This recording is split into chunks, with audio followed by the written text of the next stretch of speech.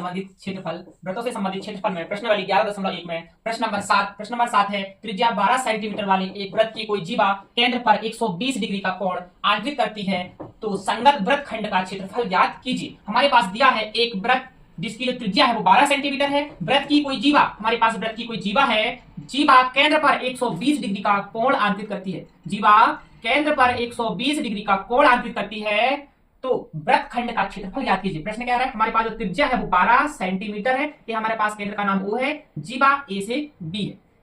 हमको वृत्त खंड का क्षेत्रफल ज्ञात करना है।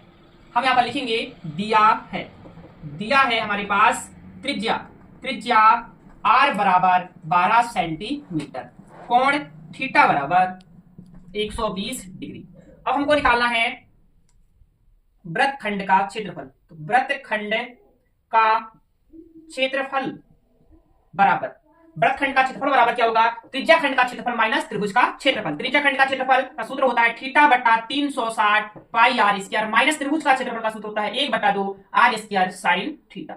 यहाँ पर थीटा का मान कितना है 120 डिग्री बटा 360 गुणा पाई का मान कितना रखना, पाई का मान रखना है 3.14 गुणा त्रिज्या का मान दिया है 12 गुणा 12 माइनस 1/2 त्रिज्या का मान है 12 गुणा 12 साइन थीटा का मान दिया है 120 डिग्री।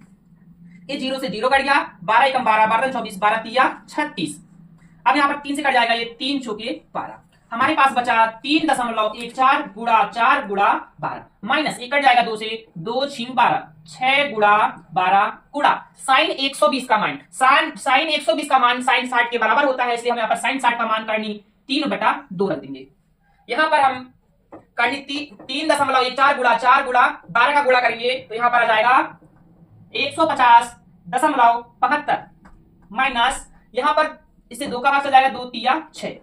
अब हमारे पास आ जाएगा 12 का गुणा करेंगे 3 में, 12 एकम 12 12 24 12 तिया 36 और करनी 3 का मान रख देना है 1.73 150.72 माइनस 36 का गुणा कर देंगे 1.73 में, हमारा आंसर आ जाएगा यहाँ पर 62.28। अब हमको 150.72 में घटाना है 62.8।